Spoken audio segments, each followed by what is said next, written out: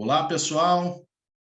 Começa agora mais um programa Brasil que Produz, promovido pelo Terra à Vista, a maior plataforma de comercialização de imóveis rurais do Brasil. Hoje falaremos sobre a região Centro-Oeste, composta pelos estados de Goiás, Mato Grosso do Sul e o Distrito Federal. Sem dúvida, uma das regiões mais ricas e importantes para o agronegócio brasileiro. Sejam muito bem-vindos. É com muita satisfação que apresento a vocês os convidados de hoje. Dr. Alisson Paulinelli, ex-ministro da Agricultura, atual presidente da Abramilho e indicado ao Prêmio Nobel da Paz 2021. Dr. Jorge Antônio Ferreira de Lara, chefe-geral da Embrapa Pantanal. Presente hoje também Júlio César Busato, presidente da Abrapa, Associação Brasileira dos Produtores de Algodão. Marcos da Rosa, segundo vice-presidente da FAMATO, Federação de Agricultura e Pecuária do Estado de Mato Grosso. Alan Silveira, superintendente de Inteligência e Gestão de Oferta da CONAB, Companhia Nacional de Abastecimento. E fechando com chave de ouro, Guilherme Cunha Malafaia, coordenador pesquisador do Centro de Inteligência da Carne Bovina, CICARNE, da Embrapa Gado de Corte. Sejam todos muito bem-vindos e aproveitem. É com muita satisfação que apresento o nosso convidado especial, ele que é um visionário, promoveu a Revolução Agrícola, é o pai da Embrapa, é ex-ministro da Agricultura, foi indicado ao Nobel da Paz 2021, é atual presidente da Abramilho e conduz o projeto Biomas. Estou falando de Dr. Alisson Paulinelli. Dr. Alisson, é uma honra recebê-lo aqui em nosso programa, mais uma vez. Hoje vamos conversar um pouco sobre a região Centro-Oeste, que, sem dúvida, é o celeiro do agronegócio brasileiro nos dias atuais. Seja muito bem-vindo, fique à vontade.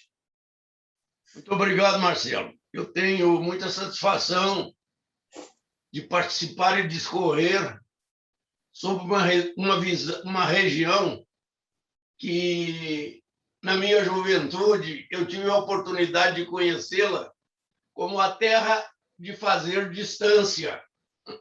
Apenas isso.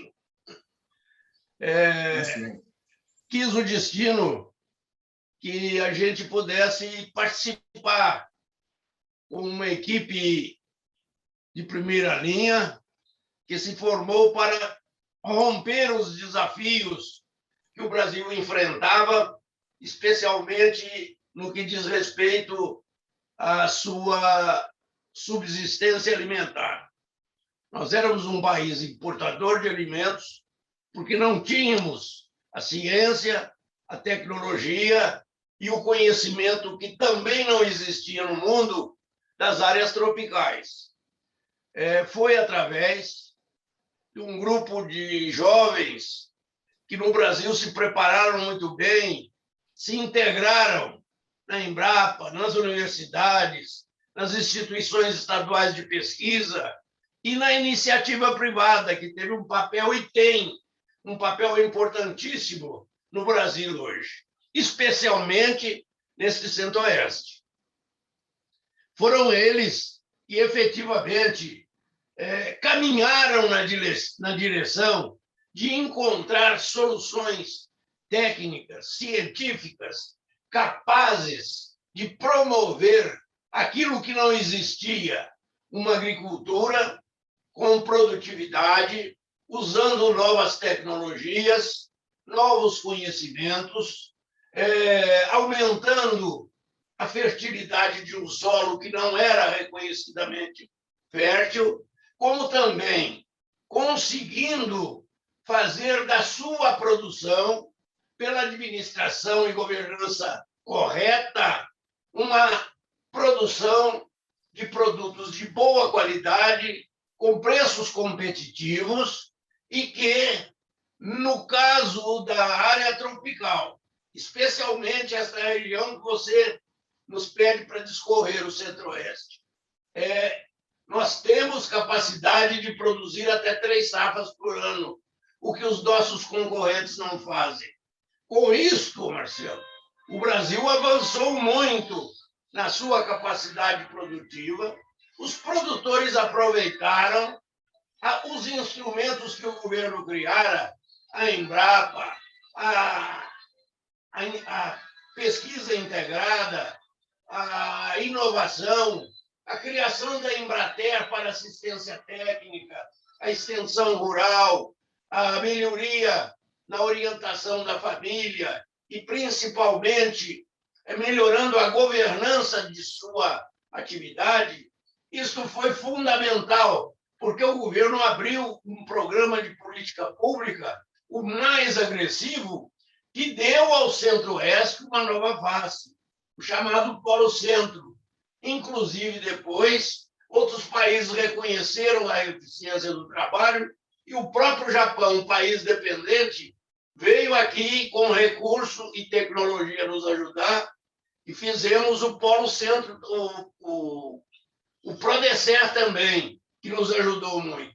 Com isto, essa região experimentou um grande avanço, testou sua capacidade, ampliou o seu quadro produtivo e hoje ela é indiscutivelmente, para um mundo que já reconheceu que a tese malthusiana é verdadeira, o mundo não pode produzir só no hemisfério temperado, é esse hemisfério tropical nosso aqui, é esse Centro-Oeste brasileiro que está dando garantia à população que não vai parar de crescer. Estimam-se os órgãos internacionais que em 2010 a população do mundo estará se equilibrando entre mortes e nascimentos, mas nós teremos 10 bilhões de pessoas no mundo. Não só 2,5 bilhões a mais do que temos, mas especialmente uma população com muito mais renda e capacidade aquisitiva. Renda faz com que a família se alimente melhor. Estes mesmos órgãos que fazem essa estatística sabem que os países produtores atuais terão de ter uma oferta a mais, não correspondente à proporção da população, mas da população em renda, o que significa nós vamos ter que produzir a equação de hoje de oferta e procura 71% a 100% a mais. Só o Brasil se apresenta hoje em condições de fazer isso. E o Centro-Oeste é, sem dúvida nenhuma, o grande manancial que nós temos. Manancial de recursos naturais que o homem está aprendendo a recuperar e manter. E, principalmente, ampliar a produção, melhorar suas condições de trabalho, com projetos como irrigação, integração lavoura, pecuária e floresta e outros, nós vamos produzir 12 meses do ano. Vamos ter um produto de melhor qualidade, a preço mais barato e com constância de oferta para o mercado. É tudo que o mundo quer hoje. Perfeitamente, senhor Alisson. Fica aqui para nós o recado e, mais uma vez, de forma muito contundente, o senhor Alisson traz conhecimento, um homem que trilhou o agronegócio brasileiro, sem sombra de dúvida, responsável pelo sucesso do agronegócio brasileiro, coloca aí uma lição de casa. Ele que trouxe ciência, pesquisa e sustentabilidade para que o nosso agronegócio seja a potência que é atualmente. Doutor Alisson, muito obrigado pela sua participação. É sempre um prazer recebê-lo aqui. A sua presença enriquece o nosso trabalho, o nosso conteúdo e, sem sombra de dúvidas, engrandece o nosso evento. Muito obrigado pela participação. Um forte abraço. Eu que agradeço. Muito obrigado. Até logo. Até logo. Eu converso agora com o doutor Jorge Antônio Ferreira de Lara, que é chefe-geral da Embrapa Pantanal. Doutor Jorge, é um prazer recebê-lo aqui, uma grande satisfação tê-lo aqui conosco, dividindo um pouco da sua expertise e do seu trabalho na Embrapa, que é uma grande parceira nossa. Seja muito bem-vindo e fique à vontade. Como vai, Marcelo? Marcelo, você comentou comigo que havia a intenção de a gente conversar sobre a região centro-oeste, né? E eu posso dizer aqui que estou há 20 anos aqui na região, aqui em Corumbá, na Embrapa Pantanal, né? Nossa missão aqui é trabalhar com o bioma Pantanal, que o centro-oeste, para o agronegócio, sempre foi a grande fronteira e o grande desafio. O centro-oeste foi o grande desafio, a fronteira de ocupação, né, no século XX, né, para transformar essa região que era mais selvagem em uma grande potência agrícola que esses estados, Mato Grosso do Sul e Goiás, transformaram, né? E nós estamos de novo na fronteira aqui não só no Mato Grosso do Sul, no centro-oeste como um todo, que é a fronteira da sustentabilidade. É um desafio agora mais mental do que até físico e desafio de desbravar, mas é o desafio de sedimentar, né? É o desafio da gente conseguir, com o que nós temos, produzir mais ainda, né? E, da mesma maneira, preservando o nosso ambiente que já está frágil e que precisa ser respeitado. A boa notícia dessa questão é que as tecnologias estão cada vez mais disponíveis e estão se mostrando viáveis. Então, fazer uma agropecuária sustentável é particularmente possível aqui na região centro-oeste. E eu vou usar aqui na nossa conversa o exemplo do Pantanal, que é onde eu estou atuando, depois eu tentarei fazer a conexão com a região do Cerrado, tá? A gente aqui no Pantanal, nós temos houve várias tentativas agrícolas, mas o que vem sobrevivendo e se mostrando viável desde o começo da ocupação é a pecuária de corte, particularmente bovinocultura de corte, né? Esse é o grande carro-chefe. Nós temos outras oportunidades, como a apicultura, e a produção de ovinos, tal, mas o forte é a pecuária de corte, né? E essa pecuária de corte aqui, obrigatoriamente teve que ser sustentável desde o começo, porque o Pantanal manda na gente, sabe, Marcelo? Aliás, o ambiente manda na gente em qualquer lugar, né? Mas aqui é mais visível, é mais fácil de se ver, né? A relação que o produtor pantaneiro tem com o ambiente que ele vive. Eu vou te passar dois números que exemplificam isso melhor que um monte de palavras. O Pantanal se mantém 85% preservado agora, em 2021. Então, ele foi modificado em apenas 15%, depois de 300 anos de pecuária. Então, isso mostra que, né, a região, se aproveitando dos espaços nativos que tinha aqui, conseguiu se desenvolver. Mas tem um detalhe interessante. 92% do território, números aproximados, tá? 92% é propriedade privada.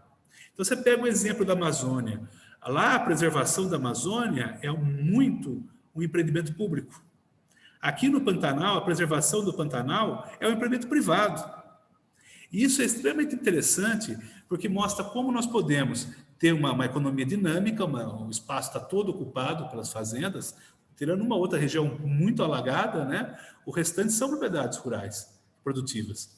Então, você mostra como a iniciativa privada, o ambiente, a produção, ela é possível de se engatilhar, né? De se fazer. Nós tínhamos um período que a região do Pantanal foi muito importante na produção de bezerros e eram os berçários da pecuária. Hoje nós temos muitas outras áreas que produzem bezerro, região do norte do Mato Grosso, até o sul do Pará e outras regiões, né? Que hoje são grandes produtores de bezerro também. Então, aqui é mais um local, mas ainda é um local importante dessa produção. E aí nesse modelo, foi possível se estabelecer, produzir uma pecuária que chegou no momento, lá nos anos 70, que chegou no limite do conhecimento prático. Aí nós precisávamos um pouco de tecnologia a ser associada. E é nesse contexto que a Embrapa Pantanal se estabeleceu aqui em Corumbá, né? De fazer esse suporte. Primeiro, aprender com o produtor pantaneiro como se faz pecuária nessa região, e segundo, trazer as tecnologias que os pesquisadores já conheciam ou as que nós desenvolvemos exclusivamente aqui para o Pantanal. E assim ocorreu a instalação do Embrapa Pantanal. Aí os modelos de produção, nós trabalhamos sempre nessa questão, introduzimos a pastagem exótica aqui junto com os produtores de forma sustentável, né? Nós temos limites onde a gente pode fazer isso, e a nossa sorte, o nosso pasto nativo de alta qualidade permite que o fazendeiro não precise reformar ou formar a pastagem. totalmente, uma parte da propriedade já é o suficiente. E nós temos patos nativos extremamente interessantes aqui, que nos dão uma conotação muito diferente de outras áreas, né, de outras regiões, inclusive em termos de padrão de qualidade, né? Bom, aí agora nos chega à frente uma outra oportunidade, que uma dessas oportunidades, a primeira que está aparecendo é o crédito de carbono, né, que hoje os frigoríficos, existe um mercado para esse balanço de carbono, né? Então essa é a oportunidade que nós temos no momento. E aí é o que se apresenta para a nossa pecuária aqui na região, e não é só no Pantanal, que eu estou falando, serve nesse caso para todo o resto. Mas é só o primeiro passo, ainda existe algo que transforma o Centro-Oeste em algo muito especial, que é o serviço ecossistêmico. É o que a pecuária ou a produção, e seja até agrícola, faz e retorna para o sistema. Então, ou seja, a produção agrícola, agropecuária, como aliada do meio ambiente. Essa é a proposta que nós buscamos aqui no Pantanal, seja governo, seja produtores, empresas ou ciência e tecnologia. E nós temos oportunidades, sabe? Nós estamos observando que é muito possível isso. Eu vou te dar um exemplo, que é o que nós estamos desenvolvendo aqui na região do Pantanal com sucesso e que possivelmente é aplicável em outras regiões. É um programa, um sistema chamado Fazenda Pantaneira Sustentável. O que é esse sistema? Nós consideramos o componente social da tradição, da cultura, as leis trabalhistas, né, da região do Pantaneiro, a questão ambiental e a questão econômica. Se não ficar verde nas três, não é o suficiente. Mas vamos dizer que isso foi uma escala de 0 a 10. A propriedade que faz o diagnóstico inicial está lá no nível 3, de 0 a 10. Mas o potencial dela é chegar a 8. Tá? E daí o sistema mostra o caminho que ela tem que seguir, do 3 para o 8. E esse caminho passa por tecnologia, passa por troca de experiência. E o pacote é individualizado para cada propriedade. Tá? Agora, qual que é o grande diferencial que está nos colocando aí na vanguarda? Tá? O Pantanal, quando esse sistema estivesse disseminando em larga escala, como vários parceiros já estão nos ajudando nisso, vai nos colocar lá na vanguarda da pecuária, porque ele não é exclusivo, ele é inclusivo. Todos os sistemas que eu tive a oportunidade de ver funcionam assim. Você faz um checklist, você vê os critérios que a fazenda está, a propriedade, o rancho, né, está atendendo e faz uma pontuação. Se ele atingiu, vamos chupar, 5, ele está dentro. Se ele ficou para baixo, ele é excluído. No caso da FPS, não. Mesmo a propriedade seja 3 e tenha potencial para 8, ela continua no programa, como uma fazenda 3, né? Mas continua nele. Aí o produtor troca experiências, continua se qualificando para trabalhar com estabilidade, e quando houver uma oportunidade de mercado, ou uma política pública, ou ele mesmo se capitalizar e achar que é a hora, ele evolui. Mas tem todo o mapa já definido o que ele tem que fazer. Né? Então, ela se ajusta ao mercado, se ajusta à demanda do produtor e tem um foco, uma meta clara. Nós conseguimos com isso, nós estamos com um piloto no Mato Grosso, estado do Mato Grosso, no Pantanal de lá, com 15 fazendas, faz 2 anos, funcionou muito bem, já recebemos a informação com a parceria, esse projeto é parceria com o Senar, com a FAMATO e com a Associação dos Criadores do Mato Grosso, a Climate, já recebemos a sinalização que o pessoal do Senar, que é quem está a campo transferindo as tecnologias que nós estamos discutindo, já estão preparando para dobrar no que vem. Então, vamos para 30, e aqui no Mato Grosso nós estamos começando um núcleo também com umas 15, e a nossa esperança é chegar no umas 1.000. Tá? Nós queremos atingir aí 1/3 no mínimo do Pantanal com o programa. E tem potencial para isso, porque os órgãos do governo, o Ministério da Agricultura estão acompanhando, estão incentivando, né? A Embrapa como um todo é um projeto corporativo nosso da empresa, e os parceiros, universidades, iniciativa privada, também estão se agregando. Então, dessa forma, a gente consegue conectar, e aí vou tentar fazer a ligação com o Cerrado. O Cerrado, as fazendas lá estão sendo exigidas, os grandes frigoríficos estão exigindo deles, porque o mercado está pedindo, que esses animais sejam certificados, né, com estabilidade, tenham rastreabilidade. Um dos gargalos que o pessoal do Cerrado está tendo é que eles conseguem rastrear, conseguem certificar a fazenda deles, mas eles não têm muito a origem da cria, né, de onde veio esse bezerro. Essa é uma dificuldade, que você pega para um confinamento, ele vai ter animais de diversas propriedades. E é lógico, o mercado funciona, a pessoa compra bezerro, compra animais para cria, isso é comum no mercado, né?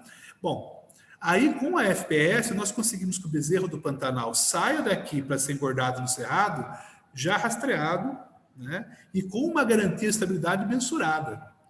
Essa é um diferencial muito grande. Então, a gente consegue conectar o Pantanal a esse mercado. Por exemplo, carne carbono neutro aqui do Mato Grosso do Sul, com um frigorífico de grande porte, que incentiva, né, o produtor a engordar animais que tenham um balanço de carbono neutro, né? Então, nós aqui estamos evoluindo, né? O produtor pantaneiro está evoluindo. Nós temos aqui hoje produtores tradicionais que emprestam para nós o conhecimento e a tradição. O pantaneiro tradicional não faz nada que o ambiente não permita. Ele não se atreve a ir além, porque ele sabe as consequências. Aqui, assim, Marcelo, aqui assim, muda um fator climático no ano, no outro ano a cidade fica invadida por alguma coisa. Seja desde aranha caranguejeira até onça. Tá? Se você tem um desbalanço que seja invade inseto, então o Pantanal ele cobra caro, sabe? O Muricy fala que a bola pune, aqui a gente fala o Pantanal pune. Se você passar do limite, você vai ter as consequências. Então o pantaneiro tradicional sabe disso. Por outro lado, que eu acho muito positivo, está se mesclando produtores que estão comprando terra aqui, né? O avanço da agricultura em outras regiões está fazendo o pecuarista de outras áreas buscarem o Pantanal, né? Isso é bom porque valoriza a terra, o produtor consegue fazer capital, mas além disso, é muito importante que começa a ter a outra opção, aquele produtor que vem com mais tecnologia e começa a mostrar para o pantaneiro quais oportunidades que eles já conhecem. E a gente tem que lembrar que procura fazer esse caminho, a gente procura pegar essa tecnologia que os produtores que vêm chegam aqui e ensinar para eles o que o pantaneiro sabe, e vice-versa, né? Então, nós fazemos intermediação e desenvolvemos. Quando a gente descobre uma lacuna, a gente desenvolve uma tecnologia específica para aquela demanda que a gente encontra aqui na região, né? Esse é um exemplo da maneira que funciona. Nós acreditamos que esse sistema ele pode ser aplicado em qualquer região, inclusive no próprio Cerrado, o que muda os parâmetros, né? Coisas que são importantes no Pantanal deixam de ser no Cerrado e coisas que lá são importantes aqui não são. Bom, essa é uma linha de atuação aqui da Embrapa na região Centro-Oeste. Só que o Centro-Oeste não é só pecuária, né? A região Centro-Oeste tem toda essa força das culturas. Aí eu não vou entrar em muito detalhe, por não ser muito minha área de atuação, mas eu tenho certeza que duas tecnologias que a Embrapa ajudou e foi protagonista, no caso, por exemplo, da integração lavoura-pecuária-florestas, essa é uma iniciativa muito interessante, que para a região do Cerrado pode contribuir sobremaneira para que a gente consiga consorciar as coisas, manter a estabilidade, e o plantio direto onde é possível também, né? Que é uma forma de você castigar menos aí a lavoura. Mas nós temos um terceiro componente nessa região toda, que são os pequenos agricultores em bolsões de assentamentos rurais, né? Esse pessoal, ele já tem um potencial para nos atender, a população crescente, inclusive no Sudeste, né? Com produtos diferenciados. Nem sempre uma grande propriedade, vamos lá, temos hortaliças, por exemplo. Nós temos dois grandes bolsões no Brasil, a região de Mogi das Cruzes, né? E o entorno de Brasília, que são dois grandes centros produtores de hortaliças aqui no país. Bom, nós temos uma massa de pequenos produtores com lotes muito pequenos, mas que podem, de maneira coordenada, produzir alimentos diversificados, que é um grande diferencial que o brasileiro tem. Eu acho que essas crises econômicas todas não nos pegam tanto, porque o brasileiro tem uma dieta muita oferta de alimento ainda num preço acessível, né? Disparou, os preços disparou, sim, tem algumas coisas como a carne e tal subiram, mas nós temos opções, né? E isso ajuda demais a minimizar os problemas que nós temos. E aí, na questão da agricultura familiar, aqui no Embrapa, a gente contribui muito com a produção do sistema agroecológico. Então, a nossa intenção, no caso da agricultura familiar, é estimular os produtores a terem produtos diferenciados, né? Nós tivemos um projeto, né, para não falar assim, com poucas famílias, como aquela coisa, começa com 40, acabou ficando 15, é normal também, o pessoal vai desistindo no caminho, mas os que persistem até... Tudo na vida é assim, né, Marcelo? Aqueles que persistem acabam chegando na vitória, né?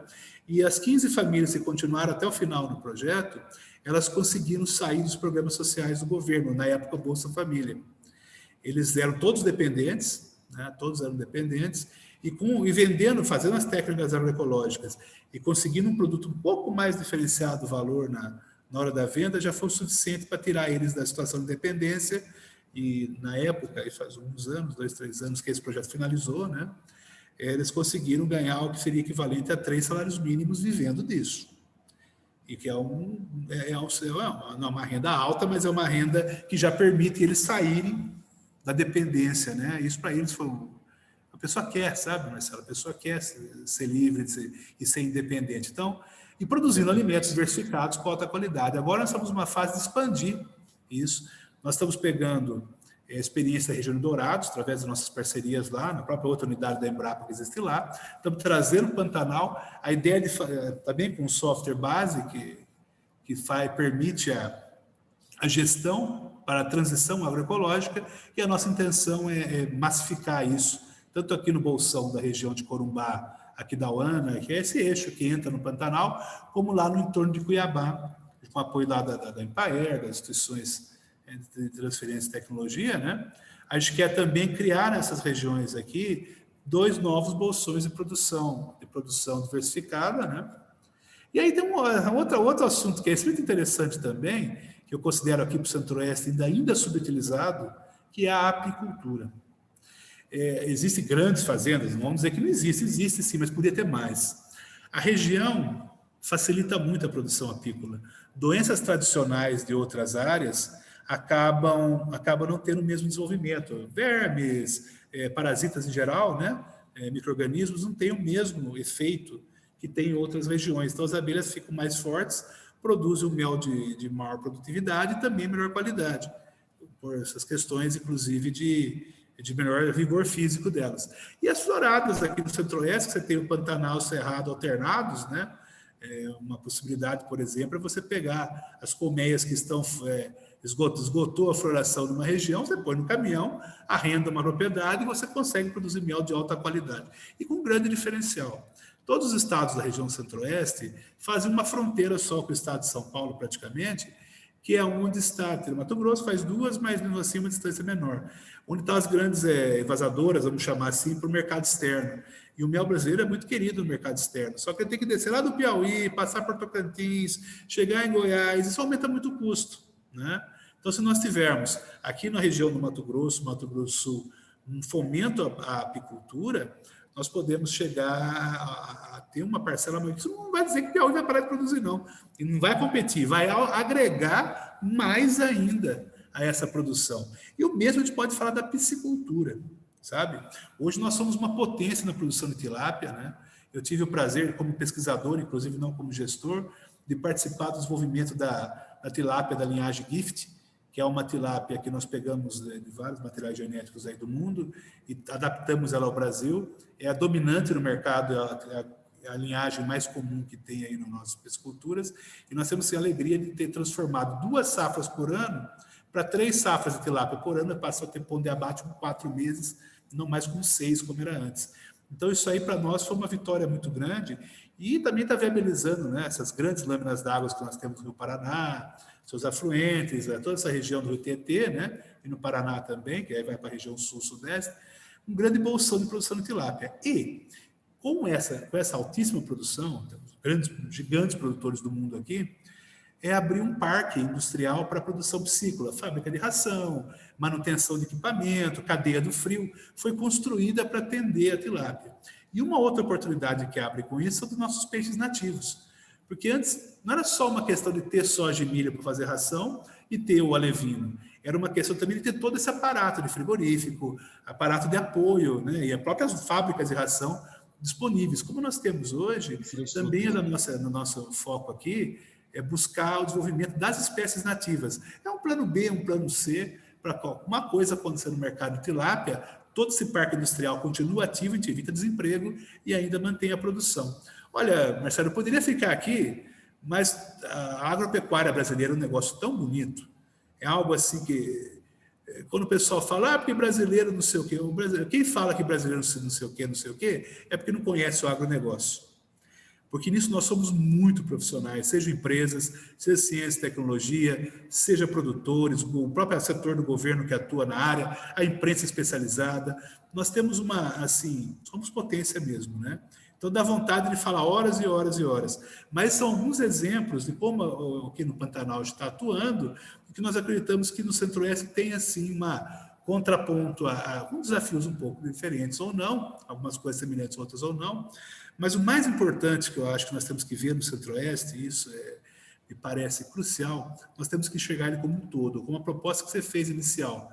O Centro-Oeste tem que estar todo encadeado, todo interligado, para que a gente possa aproveitar o conhecimento e a experiência e também toda a estrutura logística tal dos 3 estados componentes, para que a gente torne uma massa, uma potência única, né? Que é uma região ainda com potencial para crescer, tem muita área ainda possível de ser recuperada, não estou falando nem de desbravar, tá? Não estou falando nem de derrubar a mata, não. Recuperar áreas que eram pastagens degradadas, que podem entrar para o negócio agrícola, você ter a oportunidade de trabalhar a biodiversidade associada às fazendas ainda, ou seja, se nós enxergarmos o Centro-Oeste como algo integrado, algo que o objetivo é fornecer agroenergia, fibra e alimento principalmente, mas fibras e agroenergia também, né?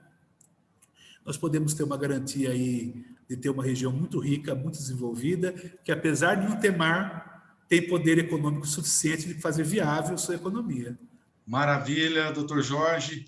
A sua fala é absolutamente interessante, envolvente e muito importante. A gente vê que a região Centro-Oeste é uma potência, tem muito a crescer ainda, e você traz para nós muitos detalhes, muitas informações que são absolutamente interessantes.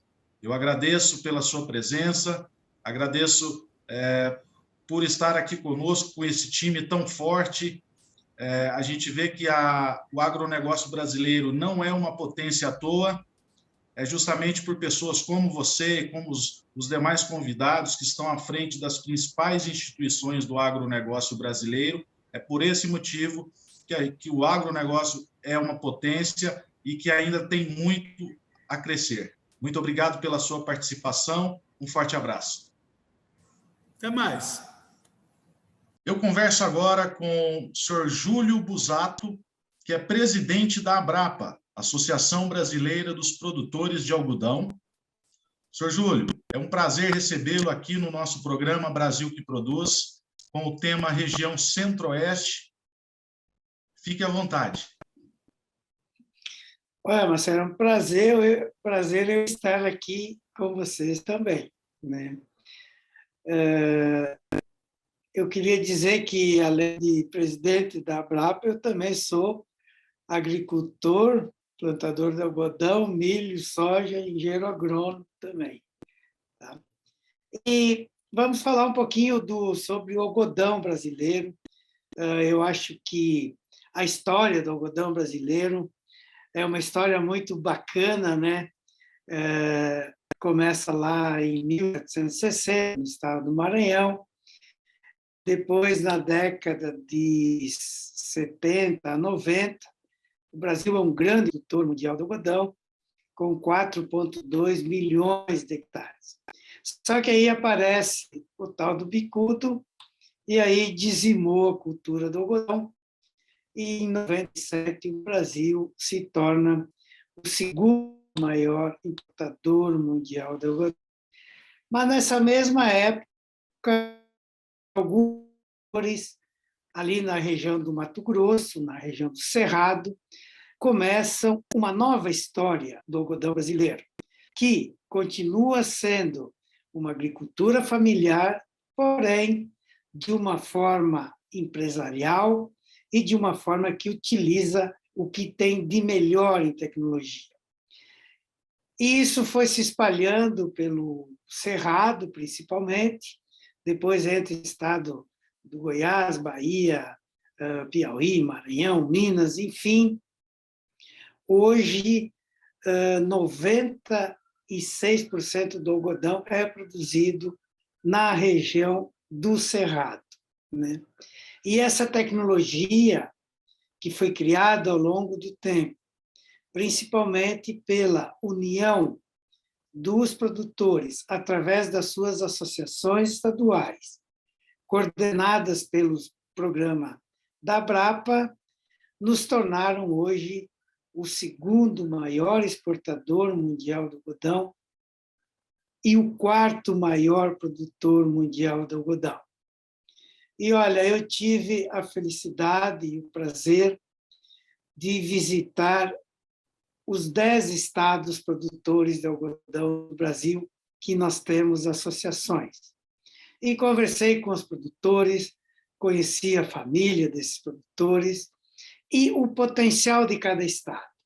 E, para mim, ficou bem claro que, num curto período de tempo, nós seremos os maiores exportadores mundiais de algodão.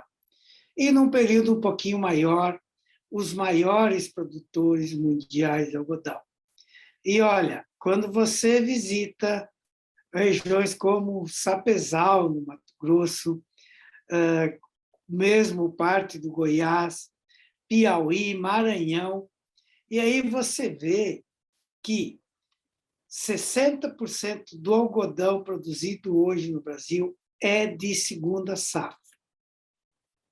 E talvez o próximo ano vai ser mais, né? E aí é que nós vamos crescer, né? Com certeza, lá aí no Goiás já está se fazendo parceria, o proprietário da terra planta soja, depois vem o cotonicultor e planta algodão na mesma área, o Mato Grosso, principalmente, parte do Maranhão, fazendo 2 safras, e alguns lugares até 3 safras, né, quando faz a rotação com milho e planta uma braquiária e depois ainda engorda um boi. Então, isso só é possível no Brasil, né, em áreas não irrigadas. Eu acho que os agricultores brasileiros fizeram um excelente trabalho em termos de crescimento de produtividade. Nós conseguimos hoje produzir o dobro de pluma no mesmo hectare que o nosso colega produtor norte-americano, o dobro, né?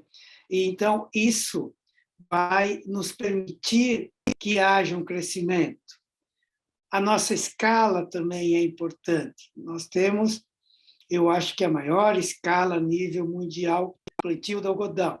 A média do produtor de algodão brasileiro é 4.000 hectares, quando os americanos são 200 hectares e os indianos, maiores produtores, 0,6 hectares. Então, eu acho que nós temos uma enorme oportunidade de crescer, de avançar mais para a cultura do algodão.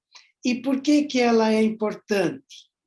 Principalmente na região do Cerrado, na região do Mato Grosso, do Goiás, do Maranhão, que podem fazer 2 safras. Justamente porque é mais uma oportunidade, o algodão, ao longo do tempo, ele tem proporcionado uma rentabilidade bruta 3 vezes maior do que a soja e empregado 5 vezes mais pessoas. E o que nós usamos de fertilizante na cultura do algodão, por ser uma cultura exigente, sobra um residual para as outras culturas e aí acaba elevando, ao longo do tempo, a produtividade da soja, a produtividade do milho, enfim, culturas subsequentes, né? Então, o que nós precisamos hoje para aumentar a nossa área, aumentar a produção de algodão no Brasil? Eu diria que 2 coisas. Primeiro, a rentabilidade da cultura, e essa rentabilidade vem da nossa produtividade, e aí o agricultor brasileiro é o campeão. Claro que também nós fomos favorecidos pelo clima, né, que nos permite ter esses níveis de produtividade, do custo de produção e do mercado, que aí é oferta e procura, nós não temos interferência nessa questão. E a segunda questão é o mercado, né? E o que a Brapa está fazendo nesse sentido? Nós temos dois grandes programas. Aqui dentro do Brasil, o Sou de Algodão, que é para estimular o consumo de algodão dentro do Brasil. Na década de 70, os brasileiros usavam 80% de sua roupa de algodão. E hoje, somente 49%. Então, nós precisamos reconquistar o mercado que foi perdido. E, principalmente, lá fora, na Ásia, com o programa Cotton Brasil, onde nós estamos lá, presentes com o escritório da Brapa em Singapura, junto com a Apex, junto com o MRE, com o apoio do Ministério da Agricultura, através da nossa Tereza Cristina, e com a ANEI. E estamos dizendo para países lá na Ásia que o Brasil possui algodão em quantidade, nós podemos exportar algodão 12 meses por ano, qualidade atestado através do programa SBR-HVI, que é o programa da Brapa que controla os 12 laboratórios de análise de HVI nos estados.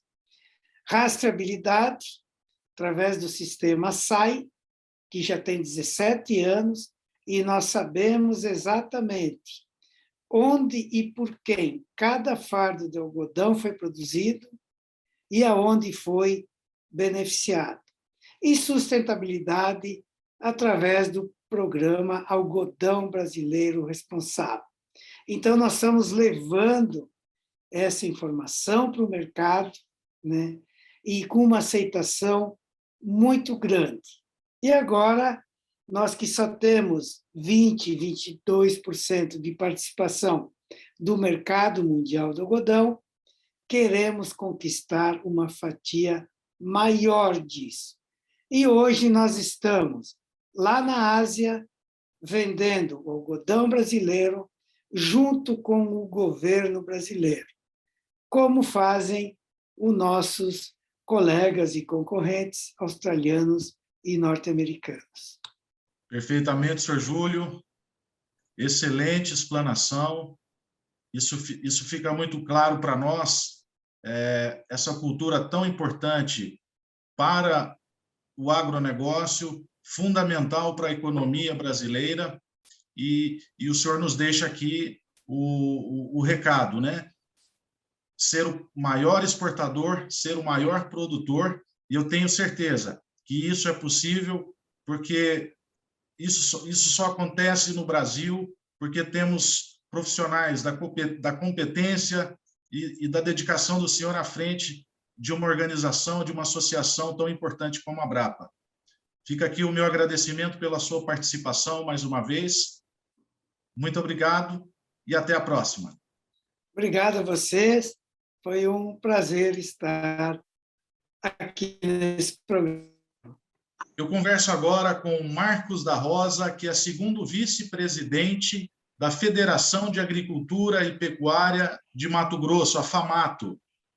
Doutor Marcos, é um prazer recebê-lo aqui em nosso programa, falando hoje sobre a região Centro-Oeste, essa região tão rica e produtiva, e é um prazer tê-lo aqui conosco, falando um pouquinho sobre esse assunto. Fique à vontade. É sempre uma satisfação participar informando sobre as atividades da produção rural, especial no Brasil, especialmente no Centro-Oeste. Então, somos a Federação da Agricultura e Pecuária do Estado do Mato Grosso, atua há mais de 50 anos, com o principal objetivo sempre de trazer os melhores caminhos para a produção agrícola e facilitar essa produção agropecuária, na verdade, facilitar essa produção ao produtor rural. Quais as dificuldades que nós temos? Nós temos dificuldades no relacionamento com empresas, no relacionamento com as leis, tanto pelo lado do executivo como do legislativo, isso em âmbito estadual e âmbito federal. Nós temos as dificuldades nos custos de produção, que elas são variadas, então as nossas entidades elas participam da vida do produtor rural dessa maneira. Nos anos de 2005, antes um pouco, no Mato Grosso, se criou as associações específicas do algodão, que é mais antiga, depois veio do soja, junto já veio a da pecuária, e temos outras associações menores que são específicas de irrigação, de pequenos grãos, mas, da maneira vertical, a Federação da Agricultura e Pecuária é que atua. Bom, nessa nossa organização, ao longo dos anos e chegando nas associações, nós tivemos um fato importante, a criação de um instituto para atuar em Brasília, que é o Instituto Pensar Agro, de que Mato Grosso foi pioneiro. E, obviamente, que a nossa Federação da Agricultura e Pecuária fez parte dessa construção e faz parte associada nesse instituto, embora nós temos a Confederação Nacional da Agricultura, que é a CNA, que atua em favor das federações. Mas o Instituto trouxe o agronegócio, não só a agricultura e pecuária, para uma associação única. E isso facilitou vários passos necessários dentro da construção de novas leis, na luta por várias dificuldades que o produtor rural desse Brasil enfrenta. Voltando ao Mato Grosso, às nossas instituições, especialmente a Federação da Agricultura, obviamente que é um estado no meio do Brasil, é o terceiro maior estado do país, longe na sua logística de todos os pontos, seja nos pontos da busca de insumos, no levar a nossa produção rural para os portos, no caso de exportação. É um lugar onde tudo é muito caro. E a nossa entidade ela atua para melhorar essas condições. Não que hoje o Brasil esteja resolvido em infraestrutura, mas foram dados passos, embora os resultados muito lentos, e nós já tínhamos que ter uma infraestrutura de maneira geral, seja de exportação, de hidrovia, de ferrovia, seja dentro do próprio estado, a própria armazenagem hoje, a questão da verticalização da produção, aonde, obviamente, que a carne é um pouco mais verticalizada, mas nós, como uma federação, nós temos que atuar nesses pontos. Um outro lado importante para o Brasil e para o Mato Grosso é a pesquisa. O produtor foi para regiões inóspitas, que é o nosso centro-oeste, especialmente no nosso caso, o estado do Mato Grosso. Ele teve que pesquisar qual é a melhor variedade, qual é a melhor maneira de produzir, de fazer a produção eficiente da sua pecuária. E quem é responsável por isso? Que a pesquisa vem atrás, mas o produtor que se coloca sempre à frente, tentando buscar os resultados exatamente pela questão que eu falei agora há pouco. Custo de produção. Pela distância, os custos são mais altos, então, muitas vezes, a produtividade e a produção, elas são muito parecidas. Então, nós temos que atuar como federação, demonstrando essas dificuldades e, especialmente, que lá atrás alguém enxergou esse futuro, que é, por exemplo, Alisson Paulinelli, né, essa grande figura nacional, que o mundo precisaria de grãos e de carne. E se nós não tivesse peitado como produtor rural, ido trabalhar e abrir essas regiões inóspitas, nós estaríamos numa situação muito pior que tem hoje, que os estoques de alimentos são muito baixos, alimentos produzidos dentro da propriedade rural são muito baixos em relação à população. E a Federação da Agricultura e Pecuária, e também as outras associações que nós criamos no meio do caminho, elas foram necessárias para que esse processo melhorasse as condições de produção, e não está no fim. Talvez nós estamos em 30%, o Brasil está muito atrasado, nós temos uma lei de licenciamento que serve para toda a infraestrutura brasileira, independente da agropecuária, parada no Congresso Nacional há mais de 5 anos. Temos uma lei de defensivo que vai facilitar liberar defensivos importantes, remédios importantes para melhorar a produtividade da nossa agropecuária. Parado também há mais de 5 anos, onde se libera esses insumos em 8, 10 anos. A gente quer trazer para 2 anos com a eficiência dentro da lei. Então, ainda somos um país atrasado e, finalizando, um país onde as instituições que são do produtor rural, neste caso a nossa Federação da Agricultura e Pecuária, junto com as outras associações, são muito importantes para acelerar esse processo, porque se deixarmos no público a vontade da política partidária como é exercida no país, obviamente nós vamos continuar tendo um atraso muito grande. E um outro ponto importante para o Brasil e para Mato Grosso são a liberação das hidrovias. Esses processos estão parados, a lei do licenciamento vai facilitar. Portanto, é pesquisa, infraestrutura e a defesa da renda do produtor rural para manter ele animado na produção. E nesse momento que vivemos no planeta Terra, o Brasil se tornou um país muito importante na exportação de alimentos para esse planeta. Perfeitamente, doutor Marcos. Uma fala realista de quem está na zona de frente do agronegócio brasileiro, de quem comanda o agronegócio, que faz parte do que é a potência do agronegócio brasileiro. Então, fica aí o recado, e eu agradeço a sua participação aqui em nosso programa. Esse é o Brasil que Produz, e, com certeza, o senhor é um dos brasileiros que fazem do agronegócio uma potência mundial. Muito obrigado. Muito obrigado, e a todos que têm a paciência de nos ouvir. Um abraço a todos. Um abraço, até logo. Converso agora com Guilherme Cunha Malafaia. Guilherme é coordenador, pesquisador do Centro de Inteligência da Carne Bovina da Embrapa Gado de Corte. Guilherme, é um prazer recebê-lo aqui mais uma vez em nosso programa, hoje falando sobre a região Centro-Oeste, nesse nosso Brasil que Produz. Seja muito bem-vindo. Marcelo, muito obrigado, bom dia aí a todos, muito obrigado pelo convite, é uma honra aí poder estar dividindo esse momento com uma bancada tão renomada, aí um time forte que tu convidasses aí, eu me sinto até um pouco constrangido de falar perto da experiência que essa turma toda tem aí, né?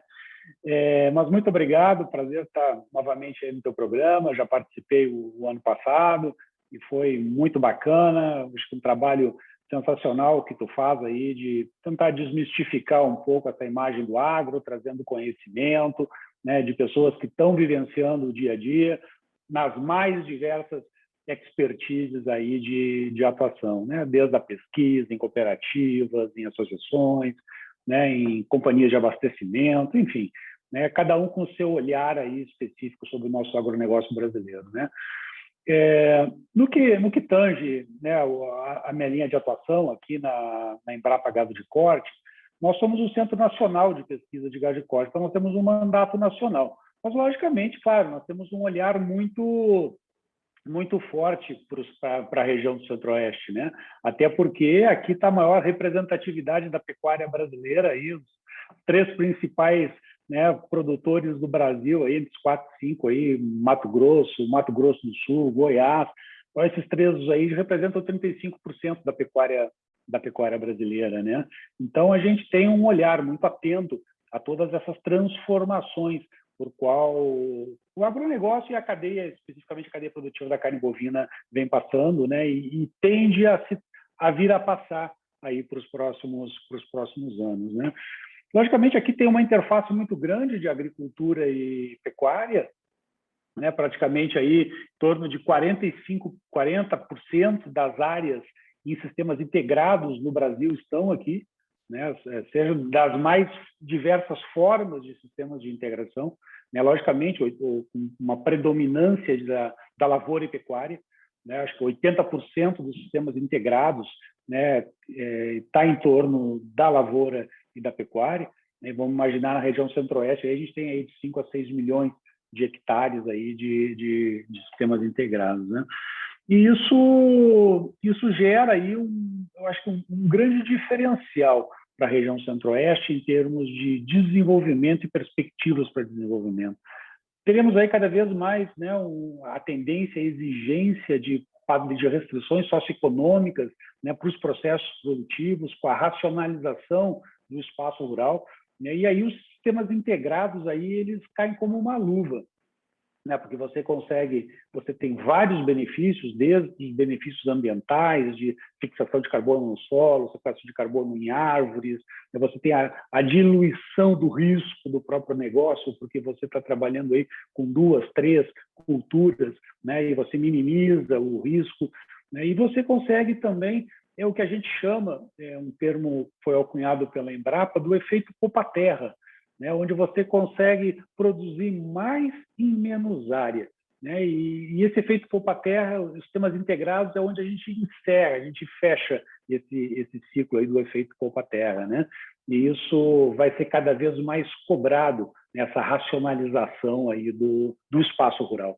né? Então isso vem se transformando e vem ganhando muito força, né, ganhando muito força aí na região centro-oeste, e tende a avançar muito, né, principalmente quando a gente pensar em uma lógica de desenvolvimento territorial sustentável, né, de você poder unir aí cadeias de grãos, cadeias de carne, cadeias de árvores, florestas plantadas, né, e você ter aí uma interface entre tudo isso, gerando aí um círculo virtuoso de desenvolvimento sustentável na região. E, logicamente, a Embrapa, o Centro de Inteligência da Carne Bovina, onde eu atuo, nós estamos, né, muito antenados nessas transformações, nesses sinais, nessas tendências, né, nesse desdobramento do mercado de inovações e como a gente consegue ajustar, né, as soluções tecnológicas com a real necessidade desses sistemas, que serão cada vez mais complexos, né, de serem trabalhados. Costumo dizer que antes a gente, né, para gerar impacto, a gente dava um tiro de canhão e acertava o alvo, né, fazer a ciência, a pesquisa era muito fácil. Hoje em dia a gente precisa de uma mira laser, né, para poder acertar esses alvos aí com uma maior precisão.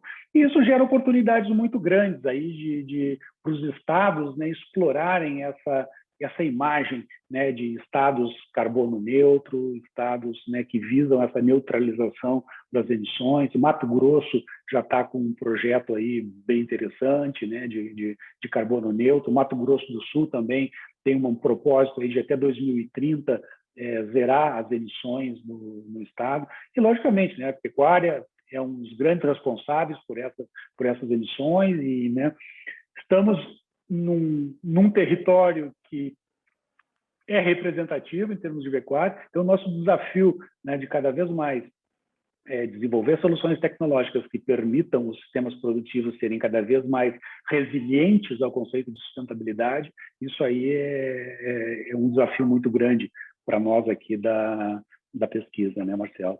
Mas, enfim, então abre-se aí várias oportunidades aí de desenvolvimento, né, com essa ênfase aí de território, né, o desenvolvimento territorial através da ciência, através do conhecimento, né, de você entender os desafios do território, vir com a ciência para compreender o potencial que aquilo tem para poder ser explorado de uma forma sustentável, e a partir disso os agentes, então, né, entrando com as suas estratégias de poder capturar valor, né, e agregar valor aos seus produtos, atrelando a uma imagem positiva, né, da região.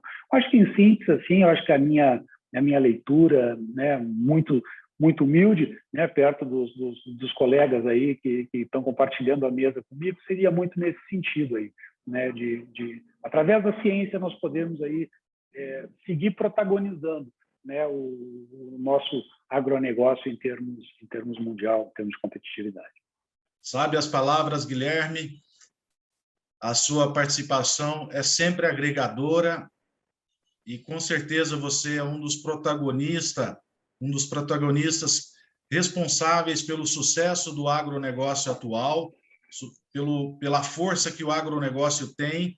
Com certeza, você está na zona de frente e é parte produtiva disso. Agradeço pela sua participação e até a próxima. Obrigado, Marcelo. Sempre um prazer poder estar com vocês aí. Um forte abraço. Eu converso agora com Alan Silveira, que é superintendente de Inteligência e Gestão de Oferta da Conab, Companhia Nacional de Abastecimento. Alan, é um prazer recebê-lo aqui. Seja muito bem-vindo. Fique à vontade. Bom dia, Marcelo. O prazer é nosso. Obrigado pelo convite, para a gente participar desse programa super interessante que vai falar sobre o Centro-Oeste do Brasil, dessa série, de trabalhos que vocês estão fazendo. É um prazer, é uma honra. Agradeço aí também a todos que estão assistindo. Propiciar a gente falar um pouco aqui dos números aí do Centro-Oeste que a Conab produz. Bom, Marcelo, então agradeço novamente pelo convite.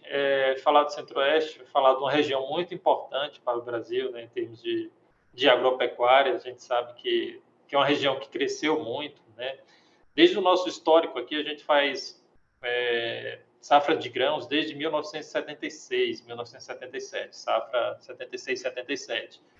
A essa época já tinha iniciado esse avanço do plantio aqui no Centro-Oeste, mas para você ter ideia, nessa época a gente no Centro-Oeste só produzia 11% do total de grãos que a gente produzia no Brasil.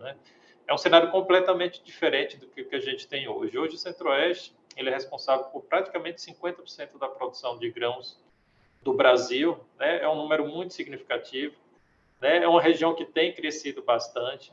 Nos últimos 10 anos, se a gente observa a série histórica de produção de grãos, teve um crescimento de 90% da produção de grãos aqui no Centro-Oeste, e muito puxado por duas culturas aí que também puxam a nossa balança comercial, que é soja e milho. O Centro-Oeste ele produz aí aproximadamente 45% da toda a produção de soja do Brasil, enquanto produz 55% da produção de milho.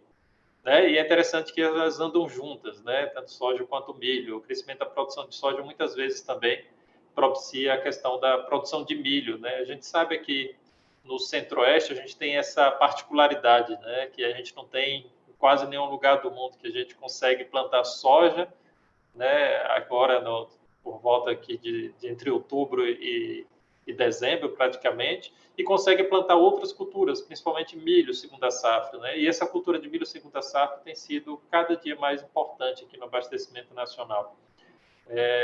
O milho segunda safra, que em muitos dos casos é uma cultura de sucessão, ele já responde por quase 80% da produção de milho total do Brasil, e é o que mais vem crescendo, Então, isso propiciou, além da soja que a gente tem, o Brasil é líder mundial, tanto de produção quanto de exportações. A gente também tem se colocado como player fundamental no milho, principalmente depois desse desenvolvimento de milho segunda safra, que já vem há alguns anos, mas que potencializou ali a partir do meio da década dos anos 2000. Hoje, a região Centro-Oeste é um grande excedente nacional de milho, e com isso traz algumas coisas. Por exemplo, falando um pouco, começar por milho, estou falando milho e soja, são duas culturas que a gente sabe que são fundamentais e que cresceram bastante, e o Centro-Oeste é uma fronteira que cresce cada dia mais.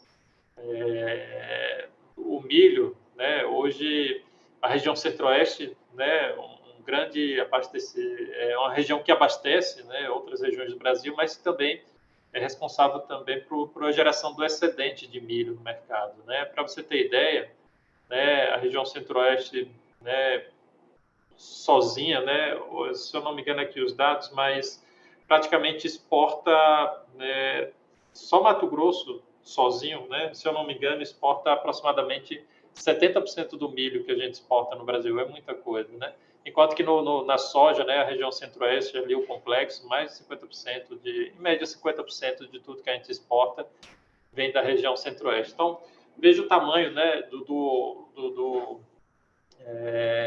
da contribuição que essa região dá para o agronegócio brasileiro. Outros dados interessantes, o Ministério da Agricultura calcula o valor bruto da produção agropecuária. Hoje, Mato Grosso é o estado que tem o maior valor bruto da produção agropecuária, gira em torno de 195 bilhões, de um total de 1 trilhão do valor bruto da produção agropecuária brasileira. E outros estados do Centro-Oeste também contribuem bastante, em razão dessa produção de grãos, e também bovinos, A gente sabe que a região é Mato Grosso do Sul, Goiás, também tem uma contribuição muito relevante. Então, falar da região centro-oeste é falar desse histórico de desenvolvimento do Brasil, do desenvolvimento do interior, falar do desenvolvimento desses solos de cerrado, né, que se você pega na literatura antiga, aí, na década de 50, 60, falavam que eram solos que não teriam tanta fertilidade, e hoje a gente sabe que com toda a cultura, toda a bagagem que o produtor brasileiro tem, né, bagagem técnica, ele conseguiu, né, desenvolver essa região, esses solos de cerrado, e sem dúvida a pesquisa, né, foi fundamental nesse sentido.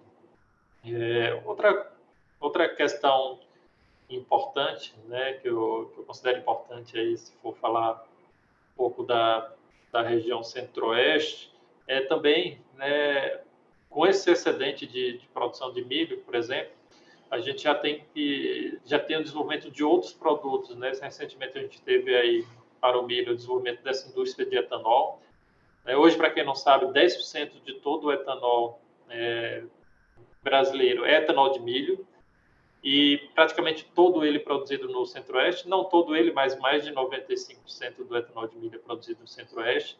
Excedente de soja também gerado, né, que foi para a indústria de biodiesel. Então, hoje, né, o percentual de biodiesel aparentemente será de 10% em 2022, e isso graças à contribuição da soja, que a gente tem conseguido avançar nessa mistura do percentual nos últimos anos. Então, isso mostra também, né, que o agro tá combinado, né, com esse fator de sustentabilidade, de você ter um combustível verde, né, e importante falar que não é só combustível, né, você tem aí para a soja, por exemplo, a gente tem do esmagamento que serve para o óleo, a gente gera o farelo, no milho a gente gera o DDG, além do álcool, né, então tudo isso tem contribuído para o setor de proteína animal também, né. Se soja e milho andam junto no Centro-Oeste, soja e milho andam junto com proteína animal do Brasil inteiro, né? Então, o desenvolvimento dessas duas culturas, principalmente desse excedente produtivo da região Centro-Oeste, também propiciou, né, um desenvolvimento desse setor de proteína animal nos últimos anos, que o Brasil também tem se tornado líder mundial, já é líder tanto em carne bovina quanto em frango, e está entre os principais exportadores de carne suína. Então, veja que é um complexo, né? A gente às vezes pensa na produção de grãos como só grão, mas não, né? Todo esse complexo agropecuário do Centro-Oeste hoje faz, né, a região se desenvolver, crescer, né? E muito em função do agro, né? Então, o desenvolvimento dessa região, acredito que está muito intimamente ligado a essa questão do desenvolvimento do agro nessas últimas décadas. É só destacar, né, esse papel da Conab, né, junto ao setor agropecuário, né, a região Centro-Oeste, né, a gente teve algumas políticas, né, que propiciaram o desenvolvimento também dessa região. Foi um setor que foi apoiado pela política de garantia de preços mínimos, política de crédito, né, no âmbito do Ministério da Agricultura.